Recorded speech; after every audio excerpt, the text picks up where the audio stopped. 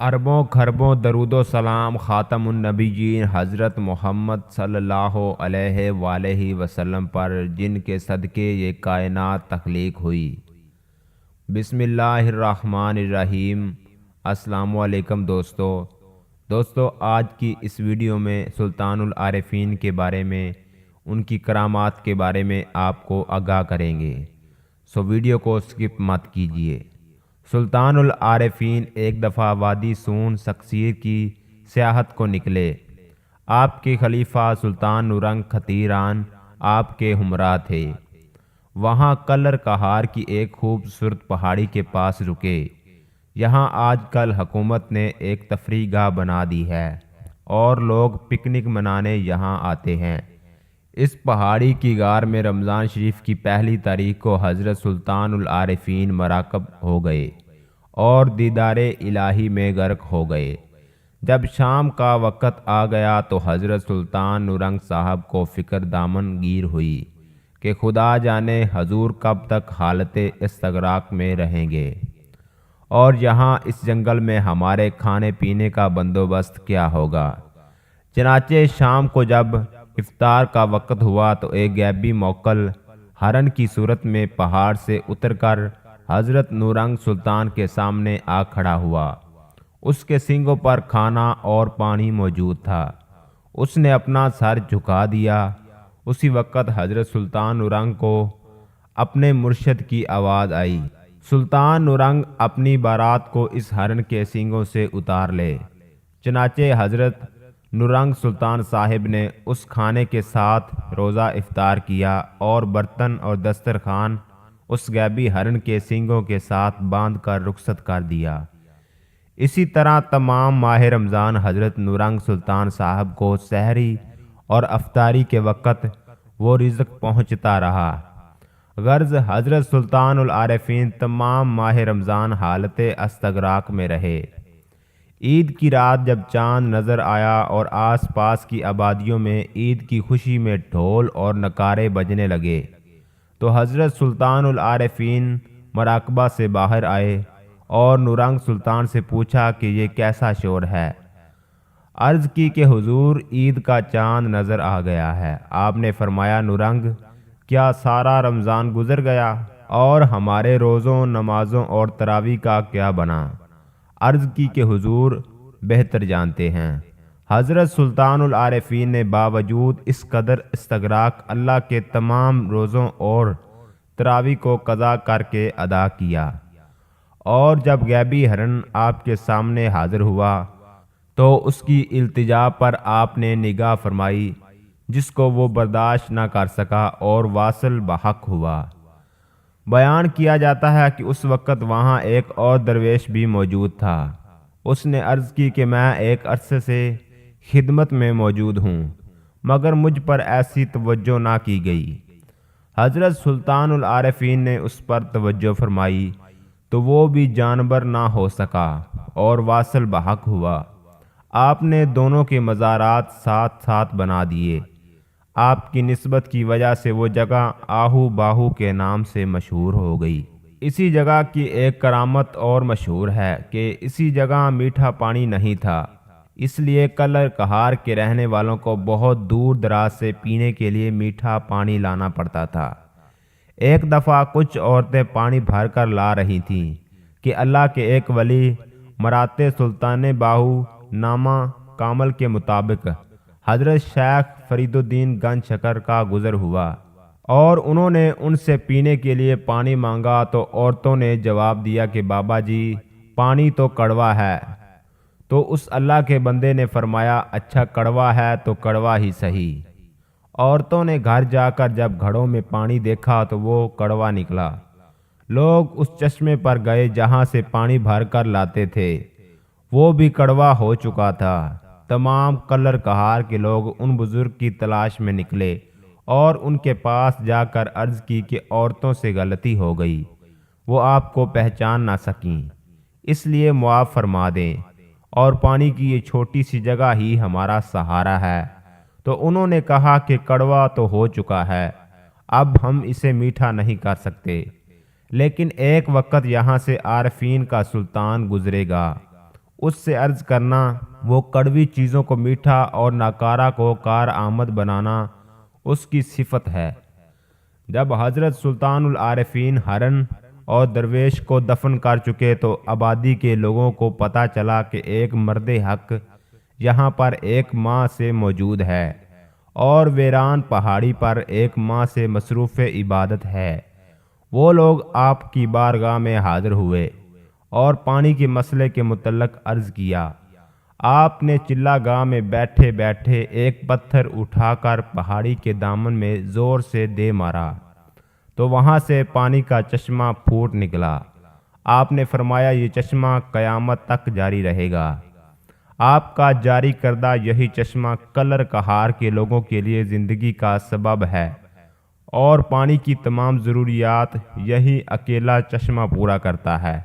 اس پانی کی وجہ سے ایک قدرتی جھیل کلر کہار میں بن چکی ہے اور اب تو یہ جگہ بہت بڑی تفریح گاہ بن گئی ہے۔ اوائل عمری میں ہی آپ رحمۃ اللہ علیہ واردات غیبی اور فتوحات لا ریبی میں مستغرق رہتے۔ ایک دفعہ آپ رحمۃ اللہ علیہ ایک راستے میں لیٹے ہوئے تھے کہ ہندوستانیوں کا ایک گروہ وہاں سے گزرا۔ ان میں سے ایک نے بطور حقارت پاؤں کی ٹھوکر سے آپ رحمۃ اللہ علیہ کو اٹھا کر کہا، ہمیں راستہ بتاؤ۔ آپ رحمۃ اللہ علیہ نے اٹھتے ہی فرمایا، لا الہ الا اللہ محمد الرسول اللہ۔ سنیا سیموں کا یہ گروہ آپ رحمۃ اللہ علیہ کی زبان مبارک سے نکلی ہوئی کلمہ طیبہ کی ایک ضرب اور ایک نگاہ سے کلمہ طیبہ پڑھ کر مسلمان ہو گیا۔ اس گروہ کا بعد میں اولیاء اللہ میں شمار ہوا۔ سلطان العارفین سلطان الفقر حضرت سخی سلطان باہو رحمۃ اللہ علیہ نے کسی قسم کا کتابی اور ظاہری علم حاصل نہیں کیا۔ آپ رحمۃ اللہ علیہ عین الفقر میں فرماتے ہیں، مجھے اور محمد عربی صلی اللہ علیہ وآلہ وسلم کو ظاہری علم حاصل نہیں تھا، لیکن واردات غیبی کے سبب علم باطن کی فتوحات اس قدر تھیں کہ کئی دفتر درکار ہیں۔ آپ رحمۃ اللہ علیہ فرماتے ہیں، اگرچہ ظاہری علم میں نے حاصل نہیں کیا، تاہم علم باطن حاصل کر کے میں پاک اور طاہر ہو گیا، اس لیے جملہ علوم میرے جسم میں سما گئے۔ آپ رحمۃ اللہ علیہ فرماتے ہیں، ہمیں مکاشفات اور تجلیات انوار ذاتی کے سبب علم ظاہری کے حصول کا موقع نہیں ملا اور نہ ہی ہمیں ظاہری اور درود و وظائف کی فرصت ملی ہے۔ اس قدر استغراق کے باوجود آپ رحمۃ اللہ علیہ شریعت محمد صلی اللہ علیہ وآلہ وسلم اور سنت نبوی صلی اللہ علیہ وآلہ وسلم پر اس قدر ثابت قدم رہے کہ زندگی بھر آپ رحمۃ اللہ علیہ سے ایک مستحب بھی فوت نہیں ہوا۔ آپ رحمۃ اللہ علیہ فرماتے ہیں، میں نے شریعت پر عمل پیرا ہو کر ہر مرتبہ حاصل کیا اور اپنا پیشوا اور راہبر شریعت کو بنایا ہے۔ سلطان العارفین حضرت سخی سلطان باہو رحمۃ اللہ علیہ مادر زاد ولی تھے اور پھر علوم باطنی کے حصول کے لیے والدہ محترمہ کا سایہ ہی کافی تھا، کیونکہ حضرت بی بی راستی رحمۃ اللہ علیہ عارفہ کاملہ تھیں۔ آپ رحمۃ اللہ علیہ فرماتے ہیں کہ میں 30 سال تک مرشد کی تلاش میں سرگرداں رہا، لیکن مجھے اپنے پائے کا مرشد نہیں مل سکا۔ ایک دن دیدار الہی میں مستغرق آپ رحمۃ اللہ علیہ شور کوٹ کے نواح میں گھوم رہے تھے کہ اچانک ایک صاحب نور صاحب چشمت اور باروب سوار نمودار ہوا، جس نے اپنائیت سے پکڑ کر آپ رحمۃ اللہ علیہ کو قریب کیا اور بڑے دل نشیں انداز میں آگاہ کیا کہ میں علی ابن طالب رضی اللہ تعالیٰ عنہ ہوں۔ آپ رحمۃ اللہ علیہ کم عمر تھے، کم علم نہیں۔ آپ رحمۃ اللہ علیہ نے مولا علی کرم اللہ وجہہ کو دیکھا تو قریب تھا کہ خود کو آپ رضی اللہ تعالیٰ عنہ پر نثار کر دیتے۔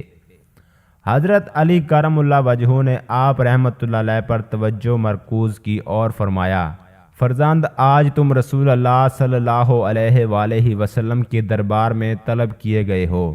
پھر جیسے وقت تھم گیا، ہر شے ساکت ہو گئی اور آپ رحمۃ اللہ علیہ نے ایک لمحے میں خود کو آقا پاک صلی اللہ علیہ وآلہ وسلم کی بارگاہ میں پایا۔ اس وقت اس بارگاہ الہی میں حضرت صدیق اکبر، حضرت عمر، حضرت عثمان اور تمام اہل بیت رضی اللہ تعالی عنہم حاضر تھے۔ آپ رحمۃ اللہ علیہ کو دیکھتے ہی پہلے حضرت صدیق اکبر رضی اللہ تعالیٰ عنہ نے مجلس سے اٹھ کر آپ رحمۃ اللہ علیہ سے ملاقات کی اور توجہ فرما کر رخصت ہوئے۔ بعد ازاں حضرت عمر فاروق رضی اللہ تعالیٰ عنہ اور حضرت عثمان رضی اللہ تعالیٰ عنہ بھی توجہ کے بعد مجلس سے رخصت ہو گئے، تو مجلس میں صرف اہل بیت رضی اللہ تعالیٰ عنہم اور رسول مقبول صلی اللہ علیہ وآلہ وسلم ہی رہ گئے۔ آپ رحمۃ اللہ علیہ فرماتے ہیں کہ مجھے ایسا معلوم ہوتا تھا کہ حضور اکرم صلی اللہ علیہ وآلہ وسلم میری بیعت حضرت علی کرم اللہ وجہہ کے سپرد فرمائیں گے، لیکن بظاہر خاموش تھے، مگر حضرت صلی اللہ علیہ وآلہ وسلم نے اپنے دونوں دستے مبارک میری طرف بڑھا کر فرمایا، میرے ہاتھ پکڑو اور مجھے دونوں ہاتھوں سے بیعت فرما۔ آپ رحمۃ اللہ علیہ فرماتے ہیں کہ جب حضرت صلی اللہ علیہ وآلہ وسلم نے ایک مرتبہ کلمہ تلقین فرمایا تو درجات اور مقامات کا کوئی حجاب نہ رہا، چنانچہ اول اور آخر یکساں ہو گیا۔ جب حضرت محمد صلی اللہ علیہ وآلہ وسلم سے تلقین سے مشرف ہوا تو خاتون جنت سیدۃ النساء حضرت فاطمہ الزہرا رضی اللہ تعالی عنہا نے مجھے فرمایا، تو میرا فرزند ہے۔